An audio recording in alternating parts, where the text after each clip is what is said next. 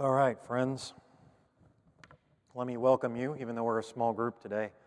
I know that, Robert and Joe are out of town, I believe, and Dan and Ann. Sorry? Yes, that's okay. I wasn't sure. Yeah, okay. I wasn't sure exactly where, but they'd said they were going to be gone. Who else are we missing? I know, yes, Ann and Dan are otherwise engaged. When is this wedding? Do we know? Okay. This Saturday? So we're missing them as well. I think that sounds about right. Yes. So we'll be a small crew today,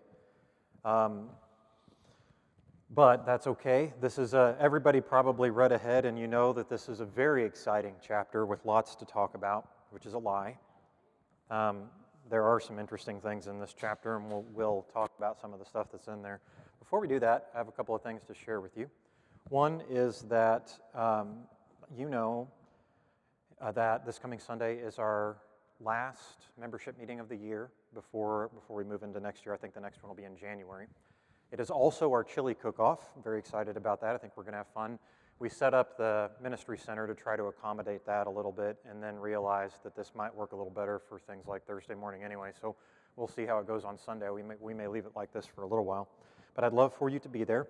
And one of the reasons I would love for you to be there this Sunday is because as we emerge from the pandemic, which is probably not the right way to say that. I know that those cases continue to surge all the time, but I think that's the reality for life for us going forward. But we're looking to, by we, I mean together in conversation with the members of what we have called the administrative team over the last few years. And particularly, I've sat down and been talking with Kyle French, who is our board chair, quite a bit about this recently. We both agree that it's time for us to go ahead and expand the board again and make it a little bit larger now that we've kind of come through the time where people are quarantining a lot. And so we have a nominations report this year for elected leaders in the church that is substantially larger than the size of the board in the past. And it also, hopefully, does a good job of accounting for bringing in the diversity of voices from the different communities that make up our church. Not just diversity of age, but also the diversity in terms of worship. We have some people who attend one service and some people who attend another service. That, along with people who are active in our outreach and study, we use some criteria for that. As I was praying through that, it is actually, according to the Book of Discipline, it's the responsibility of the senior pastor to pray over the nominations reports, make some suggestions, and then the board takes a look at it and says, yeah, this is great, or let's make these changes. So I've been doing that, and as I started that process, I used 3 different criteria to kind of form the foundation for who I was going to be asking this year. And that was spiritual maturity as reflected in attendance and participation in worship and study and service in different parts of the church. So we have a number of people who are actively engaged in that. And I'm going to be reaching out today and tomorrow to contact those nominees to see if you are willing to serve. And I'm saying that because some of you are sitting here today, so you should expect to hear from me in the very near future. We are expanding not only staff, parish relations, trustees, finance, but also lay leadership. Just to give you an idea of what some of the positions look like, we're looking at having 2 vice chairs this year, in addition to the chair.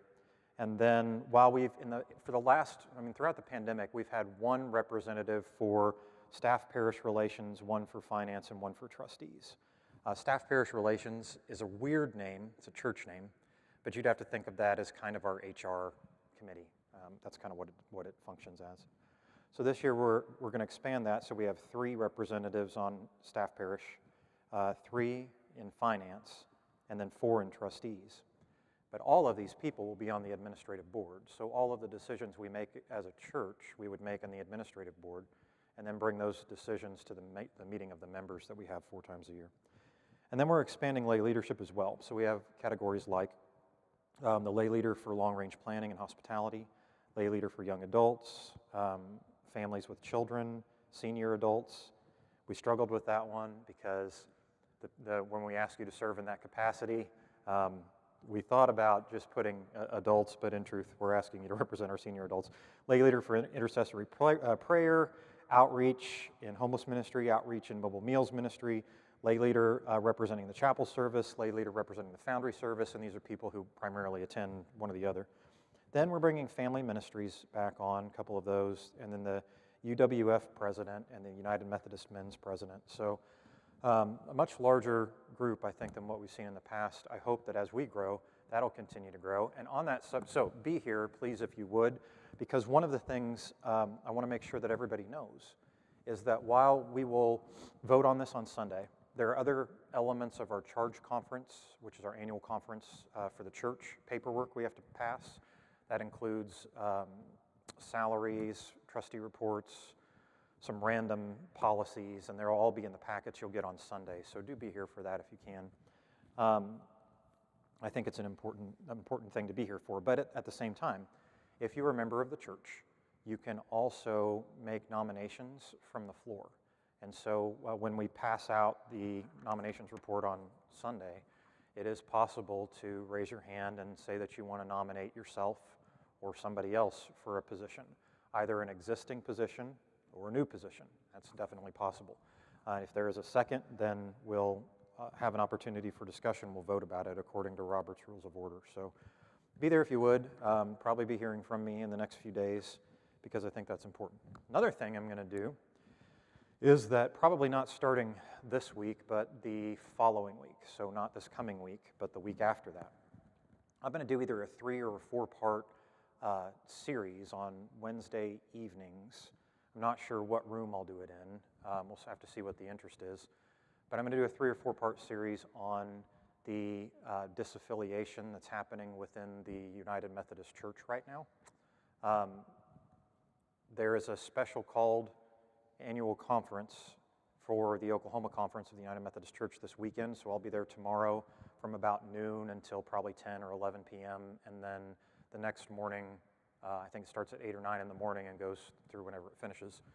And so this special called annual conference for us, and if you're thinking about hierarchy, think local church, district, annual conference, and then the denomination, right? So the annual conference, this is for the purpose of voting to approve disaffiliation requests from the 29 churches in the Oklahoma Conference that have voted to disaffiliate from the United Methodist Church. Out of about 500 churches, we've had about 29 that have voted to disaffiliate.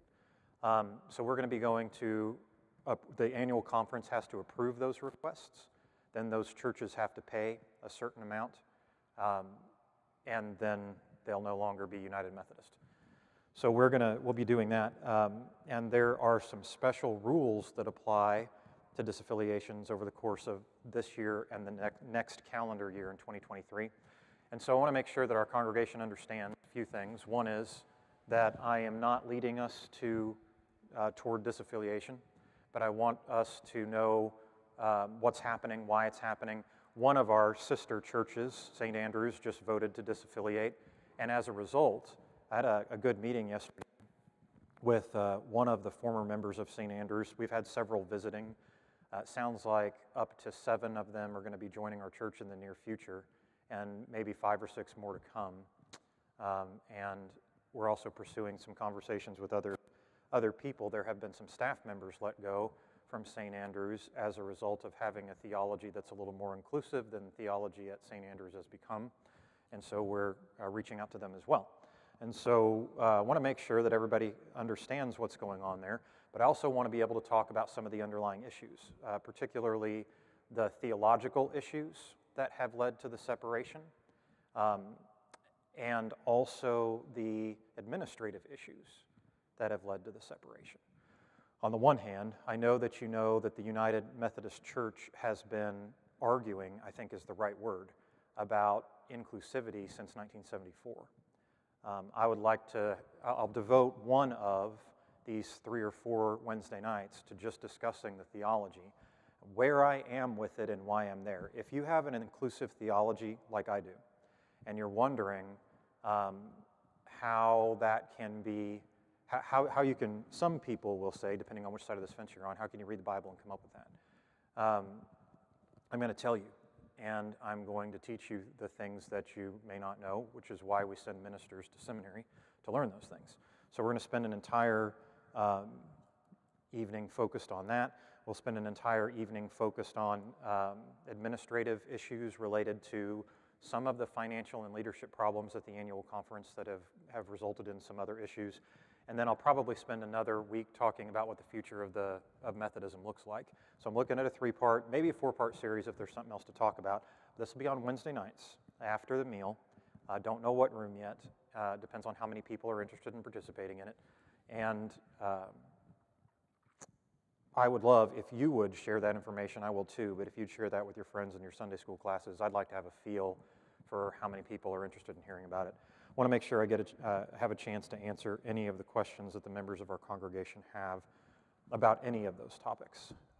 And so, before I move on and dig into chapter 30 a little bit, do you have any questions for me now about any of those things? If I'm asking you to share that stuff with people, then you ought to have a chance to clarify if something I said didn't make any sense. Do you have any questions? Yes.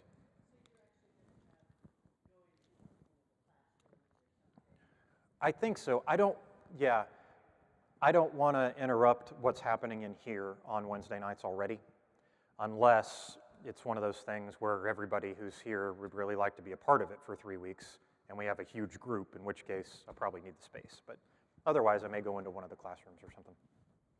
Yeah, good question. It's kind of why I need to know how many people might be interested in coming. Yeah.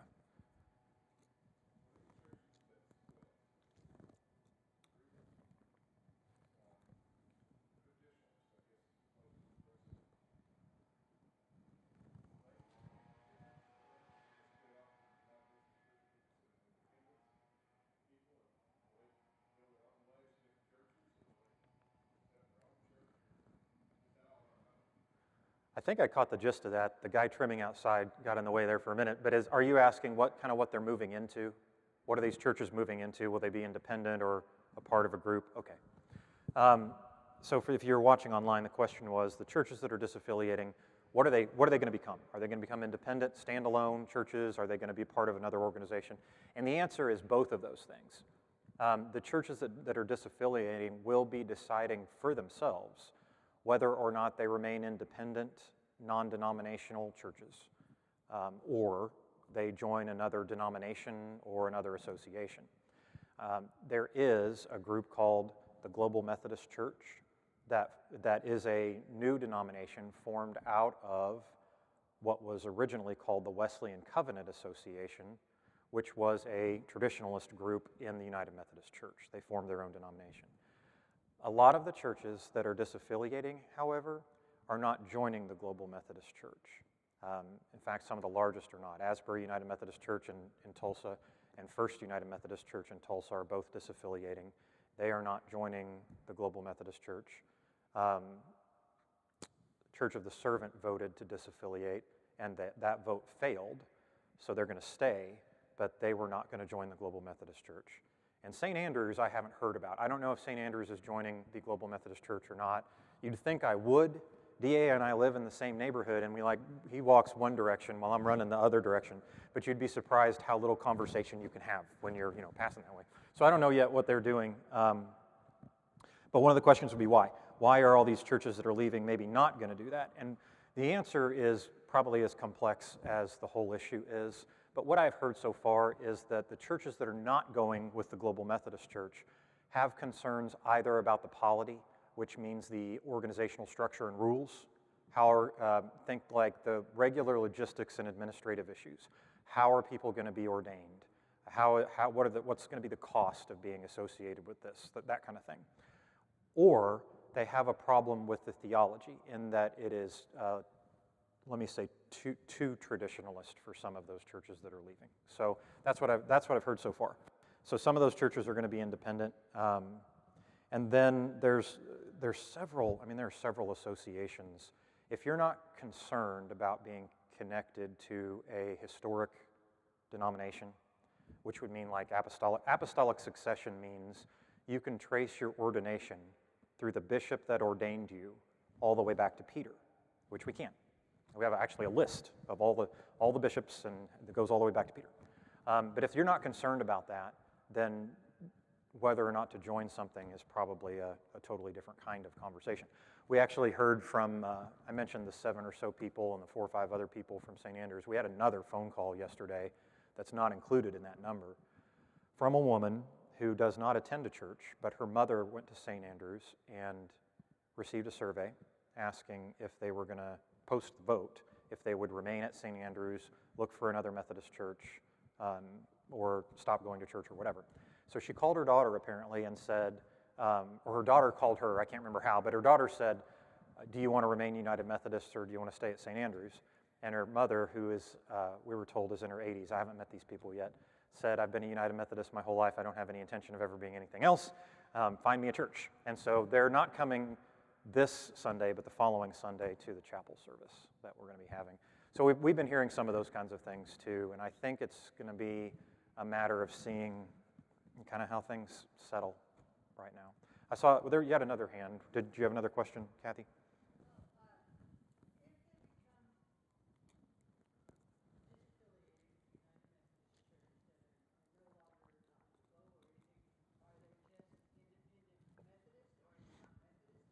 Yeah, it's really a tough question to answer. Some of them, I think it's a question of how they would identify themselves. Are they Methodist? I mean, they're breaking away from that group. So they can continue to call themselves Methodist, but that would be akin to, you know, I go to college or I go to seminary and I break away from that seminary and start my own, but still call myself that. You know, they have the right to identify as they will. And there are other branches of Methodism that have developed. There's actually something, sort of.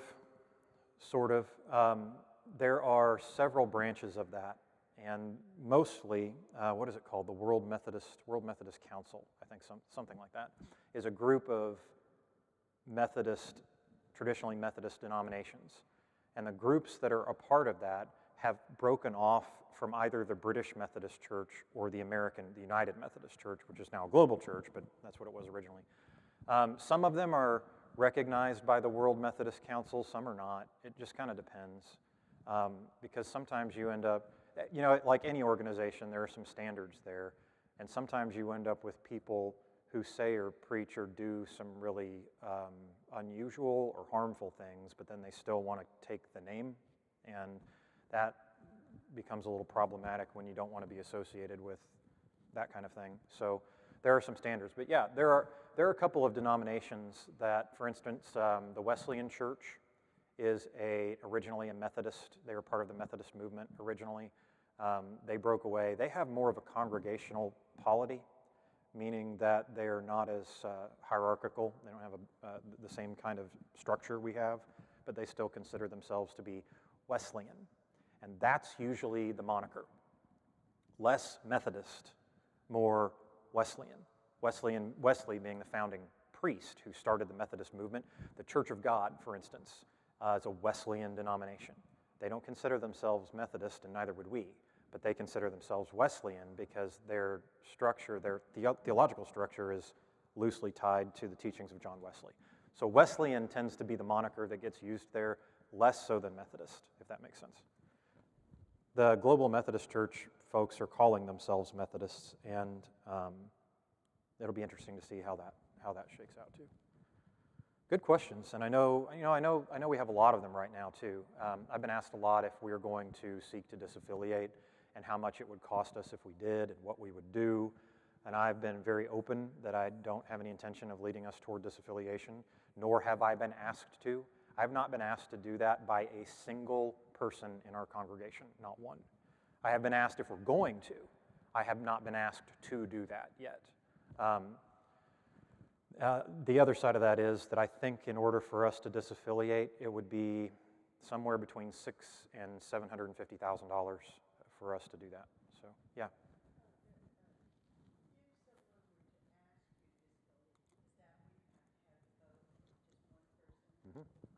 There was a process. No, the answer to that question, no, I'm not going to tell you what I would do, but the answer to that question is no, I don't have to do anything if somebody asks me to. There are 3 ways that that conversation can start. Well, that the disaffiliation process can start. One is that the senior pastor can start it. Another is that the administrative board can vote to start it. And the third is that the district superintendent can start it. Now, the district superintendent, my boss, is not going to do that, so that one's out. The administrative board, at least as of right now, has no intention of doing that whatsoever, nor do I. But if somebody in the church, one of our members, came and said, I'd really like to do this, I would have a conversation with them about what their needs are and what their thoughts and where their orientation is. And I would bring that up to the administrative board that I had been asked. To be fully transparent, I would be surprised if we would initiate the process of disaffiliation because we were asked by a person in the congregation to do that. But if there was a substantial enough group who was interested, then we would enter into a process of discernment that would result in a series of congregation-wide meetings, not dissimilar from what I'm offering to do on Wednesday nights, though that is not my purpose. And in case somebody asks, I don't have ulterior motives there. I just want to make sure our members know what's going on. I'm not trying to set that up for a future disaffiliation. But we would have a series of meetings where people could get their questions answered and asked, probably somewhere between 3 and 5. And then if those meetings progressed to the point that our congregation wanted to vote on it, then we would have to call in the district superintendent and a few other members of the annual conference leadership. They would come and officiate a meeting where we would have an official vote. You can do that. You can only vote to disaffiliate according to our discipline once in any 12-month period. So if, let's say, the vote failed, like this is what just happened at Church of the Servant up north, a large United Methodist church on the north side of Oklahoma City. They voted, and they actually had, I'm going to tell you the shady stuff in a minute, okay? But they voted, and the vote failed by like point-something% or 1% or 2%. I mean, it just barely failed, because it's got to be a 2/3 vote to disaffiliate. Well, as a result, they cannot vote again on that until October of next year. So they're not doing anything right now. Now, the shady things that have happened. They had an influx of members. I went to a meeting 2 or 3 weeks ago at St. Luke's to talk about the future of our conference. Bob Long, who is the lead pastor there, pulled together a group of clergy. There were about 7 or 8 of us to talk about how we were going to lead the conference forward after this happened. And so I was there, and I started hearing stories there about from people, not Acts 2, New Covenant in particular, New Covenant, and some others, where some of their members left to go and vote with Church of the Servant. Now, whether or not they already had membership or they joined, I don't know. But this is the second time that a major story has been released about an influx of people joining a Methodist church prior to a vote on the topic. That same thing just happened at Asbury Church, not here, but in one of the southeastern states. They had an influx of members, and the members of within 2 weeks ahead of the vote, they had an influx of new members, all of whom voted to go into the Global Methodist Church. And when it was brought up to the leadership of the church, like, hey, these are, we're glad for new members, but this seems weird. The response, which was published, was, well, the new members are a gift from God, and we're glad to have them, which is true to a degree. So some of those things, I wish those things didn't happen in the church, but those are the reports that are coming out of some of those things.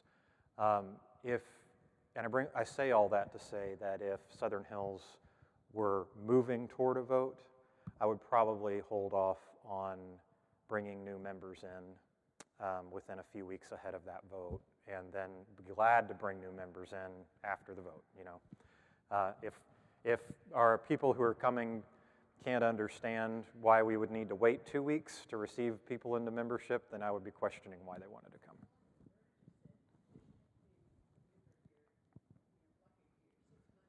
A period? Oh, to vote. Yeah, I wish there was something like that going on, but the Book of Discipline doesn't account for it.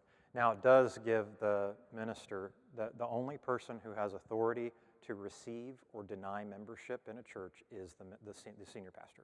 Nobody else has that authority, according to the Book of Discipline. So all that need happen in that instance is that I just will say, let's do this on a day after the vote. Yeah. So, but I know nothing like that will happen here. But I do very much want to make sure everybody gets their questions answered. I've already talked to one or two of the Sunday school classes about some of the theological foundational issues that have presented themselves in the course of this split. And those were great conversations. It's you can't know what you don't know, Can't know what you don't know.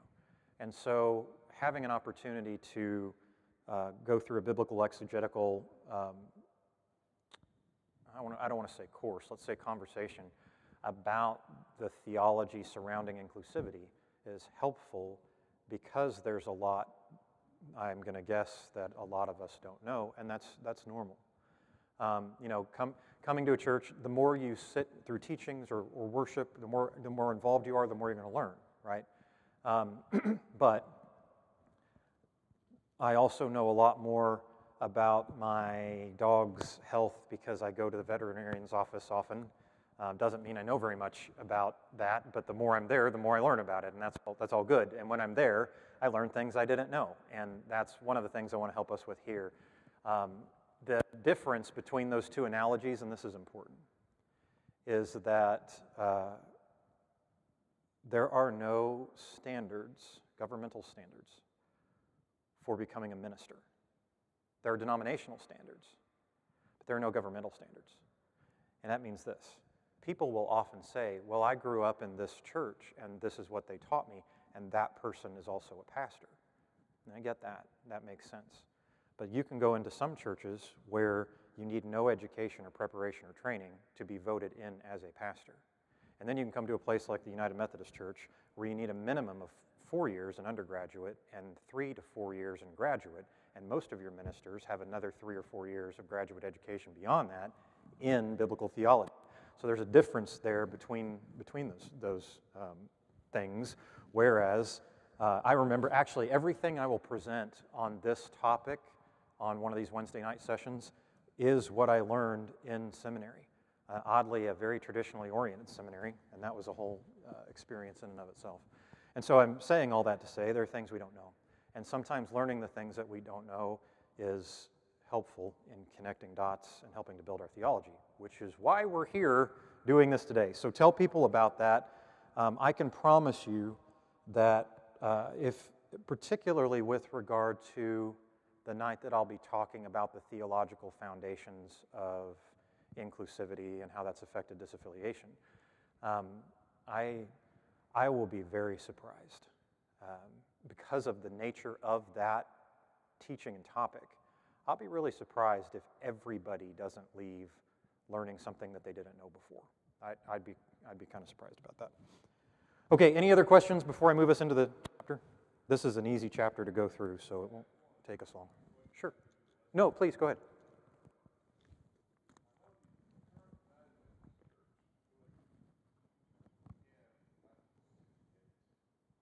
Yes.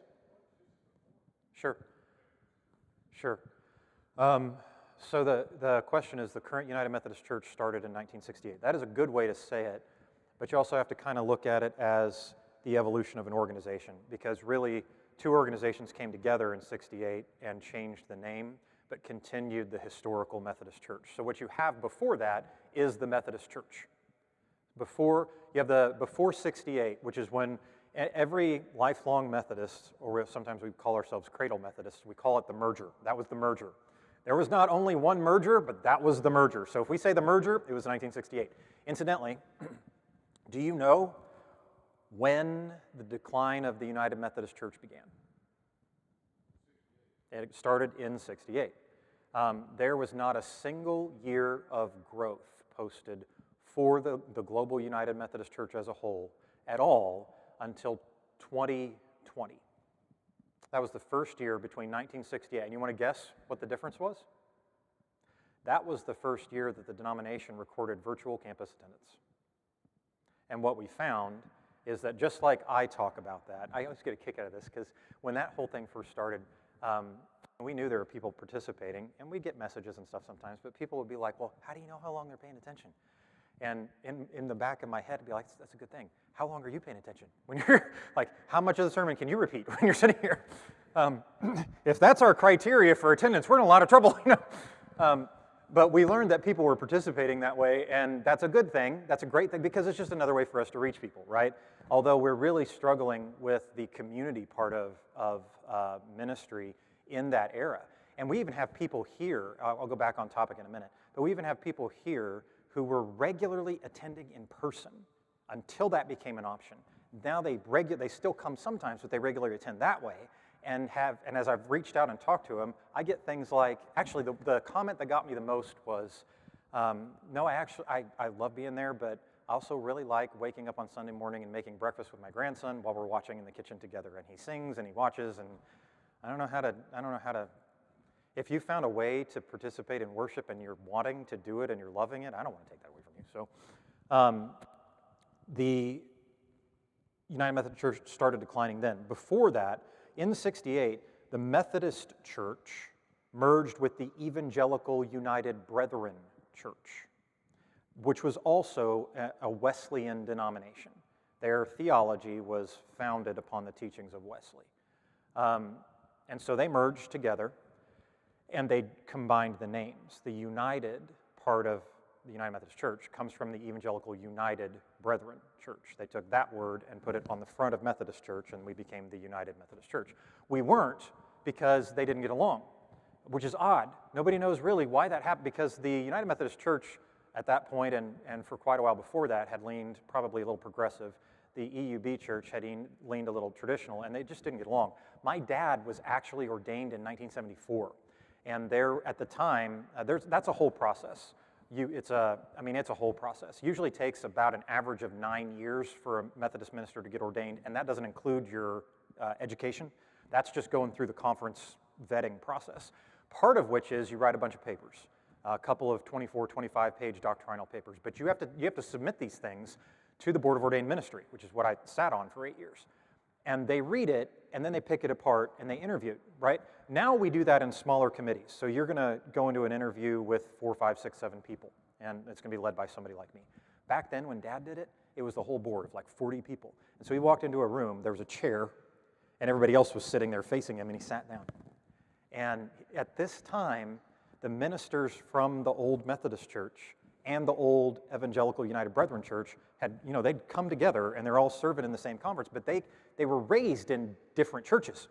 And they were having a major theological debate over speaking in tongues, because the EUB Church believed strongly in it.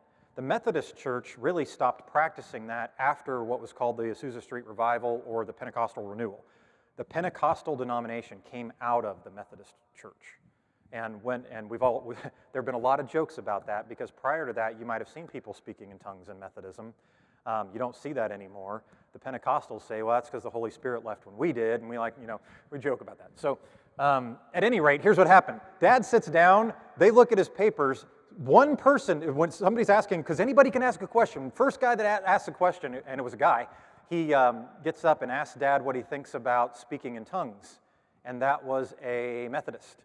And then an EUB minister, before Dad can say anything, stands up and says, why is that a problem? What if he wants to speak in tongues? And then this is the way Dad explained it, another one, Methodist, they're separated, right? Another Methodist stands up, they go back and forth, and then all the EUB ministers get up and walk out of the room, and Dad hasn't even answered a question. He's terrified, And the Methodists look at him and say, I guess you're okay. Just go ahead and go. Didn't have to answer a single question. That was his deacon ordination. So all of those things being what they are, that was a strange merger.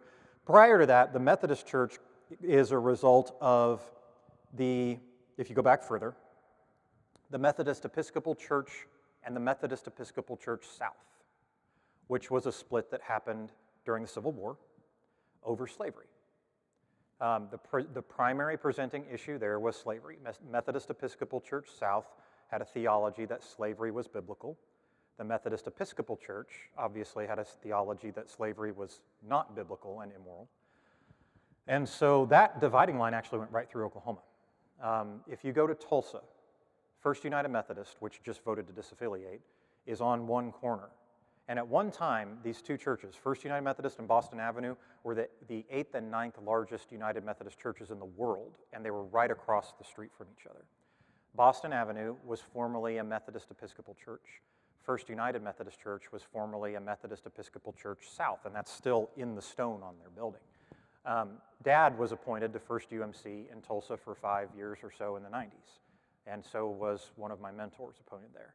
And so they separate, and then enough time goes back, and this has been used as an analogy, enough time goes by that pretty much everybody starts to believe that slavery is a bad thing and probably never should have been considered a good thing. And so they join back together. And when they join back together, they call themselves the Methodist Church. Now let me go back further in time. The Methodist Episcopal Church and the Methodist Episcopal Church South. When that split happens, obviously the ME Church South leaves, which is why they add South to their name.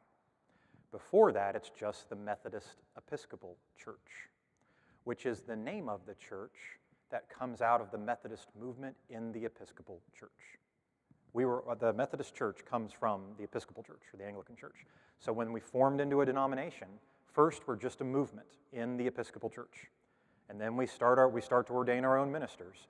And so we call ourselves the Methodist Episcopal Church. So the evolution there is Episcopal Church with a movement to Methodist Episcopal Church, to split, Methodist Episcopal Church South comes back together as the Methodist Church, merger with the EUB Church, and now we're the United Methodist Church. That's kind of how that story goes, which is long and complicated, and probably more interesting than talking about all the kids that Rachel and Leah are fighting over, but let's do that so I can at least get you through this, although you're asking great questions and I appreciate them. I'm going to read through this. I'm going to talk about it as I do. Scriptures are holy. Before we consider them, we should pray. Let's do that. Gracious and giving God, we're grateful for the way in which you have been with us throughout our disagreements, throughout our disaffiliations, and even in the midst of our mergers, after enough time has passed that we come back together. As we're seeking to move into what for our denomination is such a disruptive time, we pray that you would open our hearts and our minds and our spirits, center us and ground us, so that as a result of our time together today, learning about your holy scriptures, we might know you better. And as we come to know you better, we might learn things we didn't know before that help us to make better decisions. This we ask in your name. Amen. Chapter 30. The gist of this chapter is that Rachel and Leah are competing over who can have kids at all or the most kids, and Jacob is fathering kids with 4 different women at the same time. Here we go. When Rachel realized that she could bear Jacob no children, Rachel became jealous of her sister and said to Jacob, "Give me children. If you don't, I may as well be dead." Jacob was angry at Rachel and said, "Do you think that I'm God? God alone has kept you from giving birth." She said, now in Hebrew, here's an example of translation, because I was working on this phrase earlier today. In Hebrew, or excuse me, in ancient Hebrew, ancient Aramaic, when that sentence, do you, where is it? Verse 2, do you think that I am God? It actually literally reads as, do you think God, stop, I? That's how, when you read it in Hebrew, that's what it says. Do you think God, stop, I? And so that when you're interpreting that, When I've talked before about how you have to figure out the meaning of the phrase and then write it in English so that it makes sense, there's a couple of ways to interpret that. And one is a bit sarcastically, which is why it sort of gets interpreted this way: do you think that I'm God?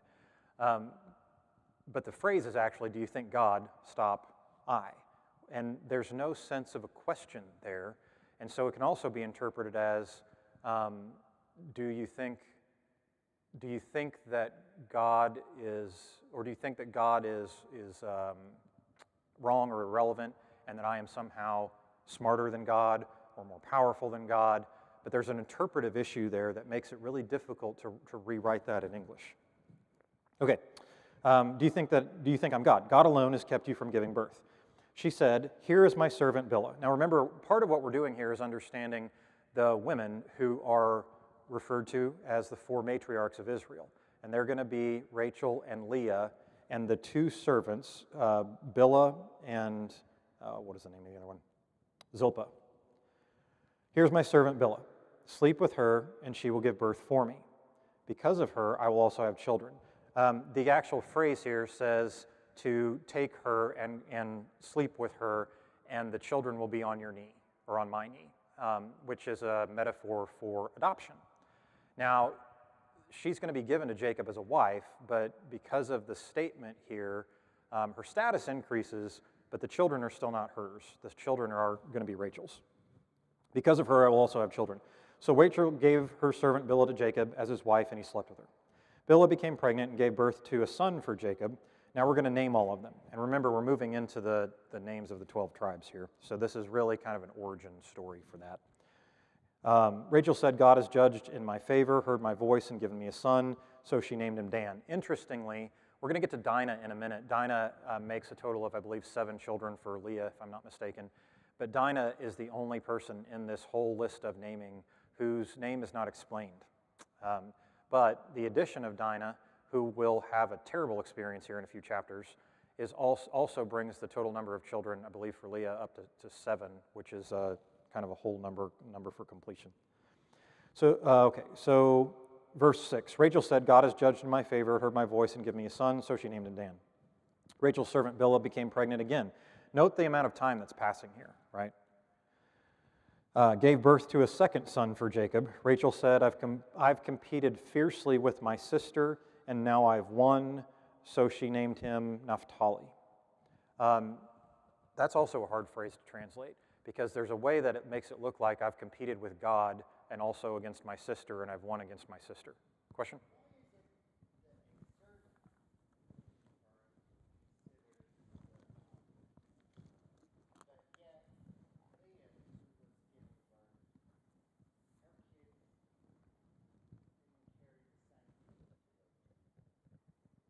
So the part of what's really hard to understand about this is that we're talking about both polygamy and polyamory as kind of the norm for the culture, right? But the rules of inheritance are so strict that there are a whole set of rules for how you end up passing your line on, whether you're passing on, there's 2 ways to do this, right? And the complex rules have to do with 2 things. One is, I am married to my wife in this time period. I am married to my wife, but I die, and I'm the oldest living male in our line. Well, if I die, A, she's not taken care of anymore, and B, if we die without offspring, then all of the inheritance that should have stayed in my line is no longer in my line. So these rules develop that the next oldest living male is supposed to take her as a wife, even if he already has a wife, and he's supposed to father children with her. That is the sin of Onan, is actually not fathering children the way he is supposed to.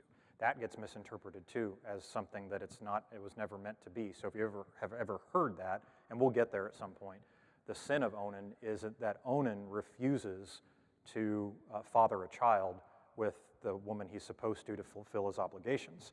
So if I die, the next oldest living male or next closest in line to me, may not be a brother, it may end up being a cousin or something like that, is supposed to father children. And those children are mine, even though I'm dead, so that the inheritance stays in that same line, working its way down the way that it's supposed to. The other way that works is if I'm married to my wife, and we keep trying, but we can't have kids. So I'm not dead, but we can't have kids. So the next question is, well, what do we do in that circumstance to make sure that the inheritance is properly passed down? And the answer that they came up with was a servant can be given in the stead, think a surrogate, in the stead of the wife or the matriarch, but the child that is born belongs to the wife or the matriarch, giving it legitimacy and keeping it from being an illegitimate child.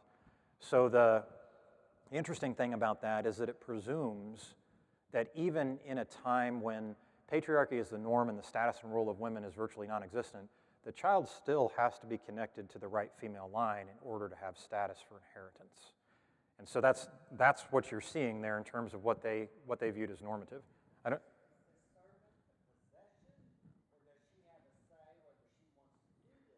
She is a possession. She's owned. And so, now you're talking, remember, there is a difference between the way ancient Israel practiced indentured servitude and the kind of slavery we would be familiar with if we say the word slavery. Meaning, there will be a time she's released, after 7 years. But, so indentured servitude is the thing. Right now, she doesn't have choices about things like that.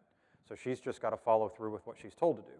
I'll come right to you. However, the use of the word wife given to Jacob as a wife, not a concubine, a wife, raises her status. But because of the imperative that's used in the command given by Rachel, who owns her when this happens, that imperative means that even though she is given to Jacob as a wife, her child is still going to be Rachel's, because that command is issued before any of that change happens. And then there's a whole series of differences in rank according to how you became a wife and when you became a wife that change who has the most power and authority. Yeah?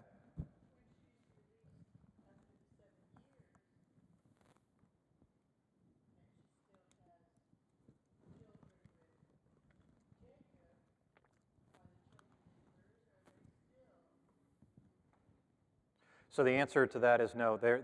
These are the children of Rachel now. They are not going to. They wouldn't go with her. And we have. What's hard for us is trying to envision this the way that we would see it in our culture.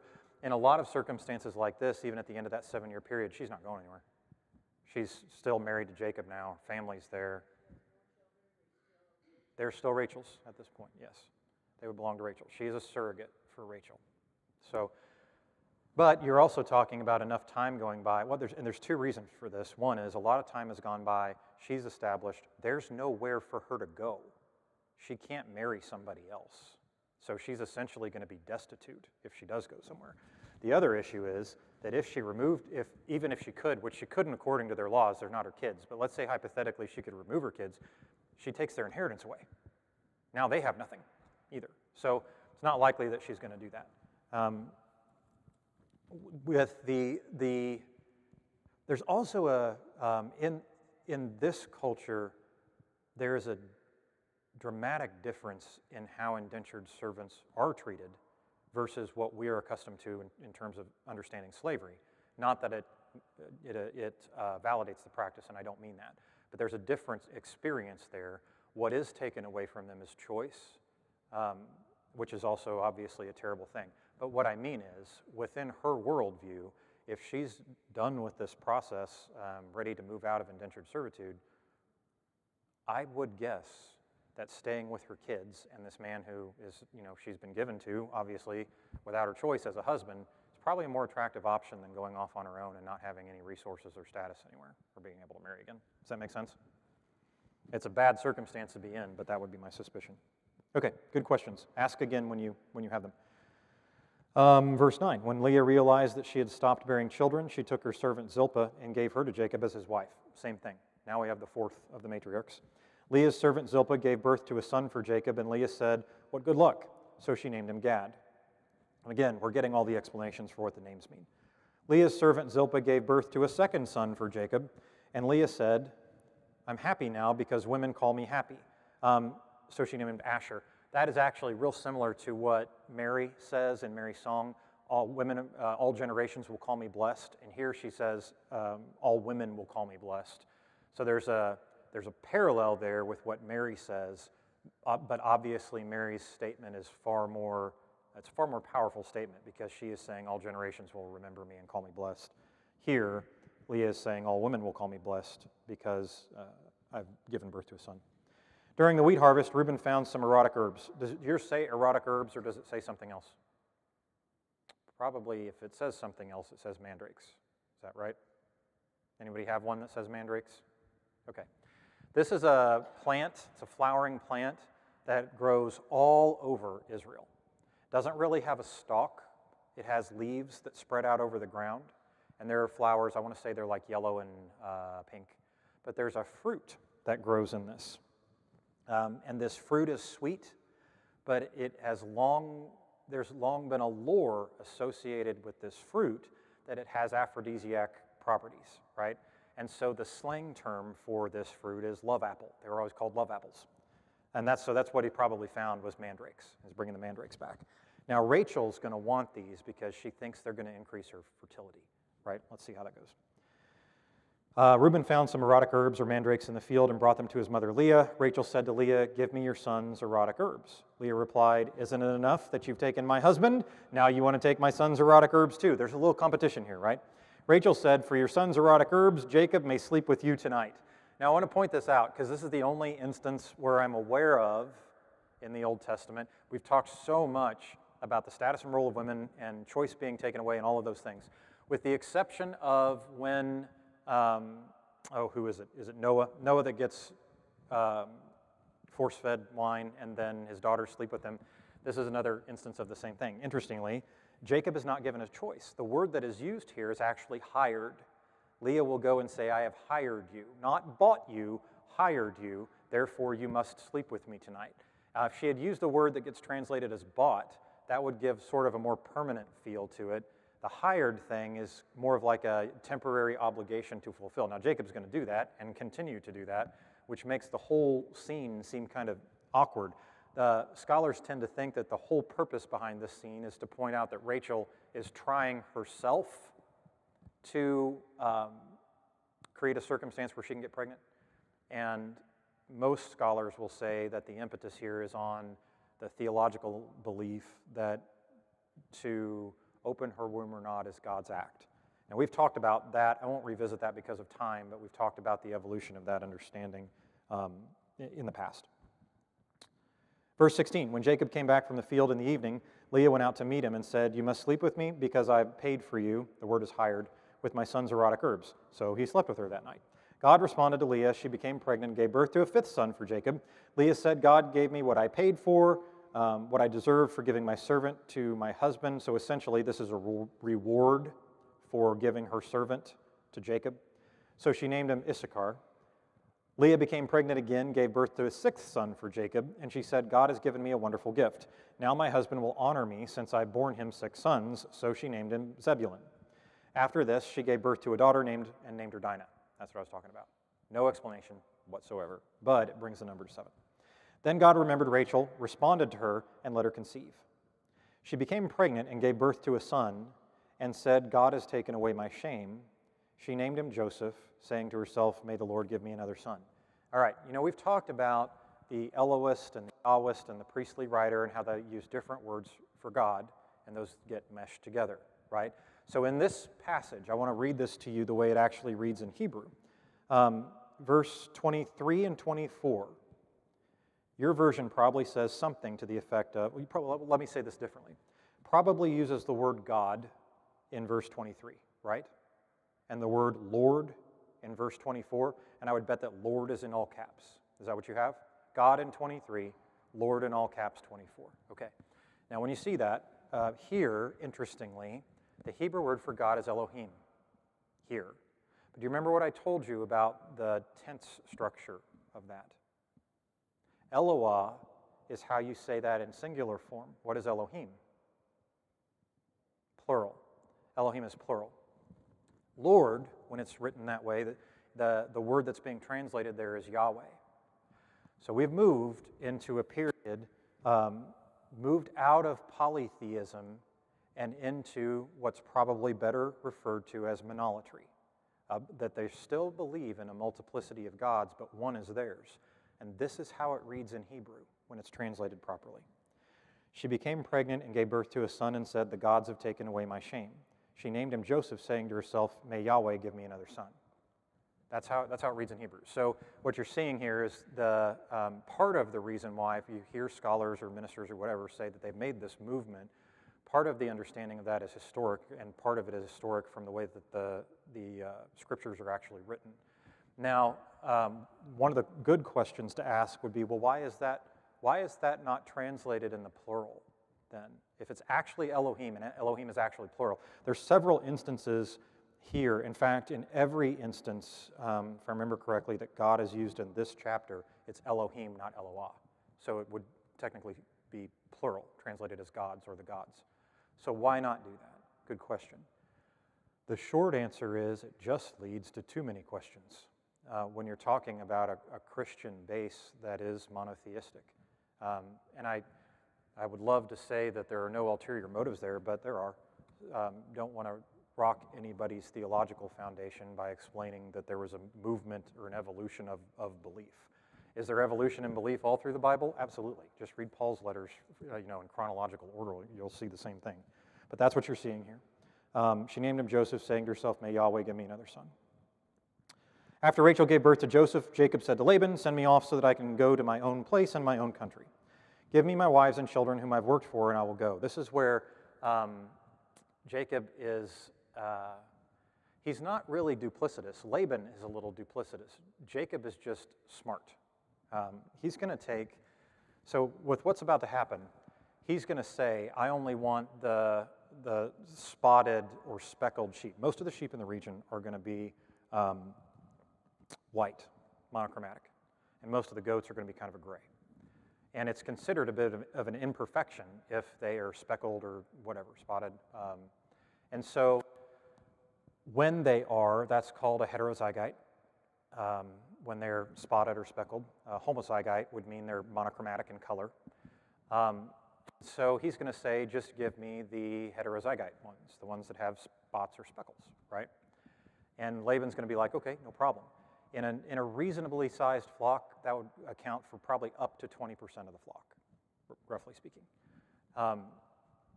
So Laban's like, yeah, okay, we can do that. But then Laban goes and takes all of those heterozygote sheep and goats and gives them to his kids before Jacob can do anything, thinking he's pulled one over on Jacob, because Jacob has made him very wealthy. Laban believes that Yahweh is blessing him because Jacob is there. He doesn't want Jacob to leave. It's kind of Laban's story is a bit of a rags to riches story, and he attributes all of it to the blessing of Yahweh because of Jacob's presence. So Jacob takes poplar branches and a couple of other kind, and he strips them so that they are, get this, the interior is white and the exterior is not white, and he lays them near where the sheep are drinking, so that when they're in the presence of these multicolored branches and they mate, they produce multicolored offspring, which is an example of what would properly be called kind of an ancient form of magic or divination. Scholars argue about whether or not Jacob believes he's responsible for this, hence magic, or whether he thinks that Yahweh is responsible for this, hence miracle. But the story kind of unfolds that Jacob is intelligent and using what would probably have been considered a common practice of magic at the time to influence things his direction, so that he gets more and stronger sheep in his flock. So here's how it goes. 27, Laban said to him, "Do me this favor. I've discovered by a divine sign that the Lord," that's divination, "that the Lord has blessed me," that's Yahweh, "because of you. So name your price and I will pay it." Jacob said to him, "You know how I've worked for you and how well your livestock have done with me while in my care. What little you had has multiplied a great deal. Yahweh blessed you wherever I took your livestock. Now, when will I be able to work for my own household too?" Laban said, what will I pay you? Jacob said, don't pay me anything. If you'll do this for me, I'll take care of your flock again and keep a portion. So he's going to stay there longer now. I will go through the entire flock today, taking out all of the speckled and spotted sheep, all of the black male lambs, and all of the spotted and speckled female goats. That will be my price. I'll be completely honest with you when you come to check on our agreement. Now, Jacob does not have a history of being completely honest, which is why he's offering this, right? He did happen to steal somebody's birthright. I will go through the entire, okay, let me go down. 33, I will be completely honest with you. When you come to check on our agreement, every female goat with me that is not speckled or spotted and every male lamb with me that isn't black will be considered stolen. Laban said, all right, let's do it. However, on that very day, Laban took out the spotted and speckled male goats and all the spotted and speckled female goats, any with some white on it, and all of the black male lambs, and gave them to his sons. He put a 3-day trip between himself and Jacob, while Jacob was watching the rest of Laban's flock. Then Jacob took new branches from poplar, almond, and plane trees, and he peeled white strips on them, exposing the branches' white color. They're multicolored now, if you're getting that. He set the branches that he had peeled near the watering troughs so that they were in front of the flock when they drank, because they often mated when they came to drink. When the flock mated in front of the branches, they gave birth to striped, speckled, and spotted young. Jacob sorted out the lambs, turning the flock to face the striped and black ones in Laban's flock, but keeping his flock separate, setting them apart from Laban's flock. Whenever the strongest of the flock mated, Jacob put the branches in front of them near the watering troughs so that they mated near the branches. But he didn't put the branches up for the weakest of the flock. So the weakest became Laban's and the strongest Jacob's. The man Jacob became very, very rich. He owned large flocks, female and male servants, camels, and donkeys. All right, got us pretty close to 11:30. Do you have any questions about that? Okay, so if you want spotted or speckled dogs or cats, just peel some branches and put them next to their watering trough. You'll get some interesting colors. Or not. Or not. All right, friends. Thanks for staying a little bit late and for asking some good questions earlier. I do hope to see you on Sunday at the members' meeting. Let's pray together. God, we're grateful again today for the opportunity to learn more about who you are and who you're calling us to be. We're also grateful for the opportunity to move forward together as a united community of faith. We pray that you would continue to guide us, help us to see what we don't see, learn what we don't know, and follow your lead, even if we're not entirely certain of the direction of the road ahead. We pray, God, that you would make your way clear to us, because we know that you will not abandon or forsake us. As we leave this place today, in all of the places that you will send us to, I pray that you would help us to be well aware of the opportunities that you will provide for us to receive your love and share it with other people. This we ask in your name. Amen. Thank you. Thank you for coming.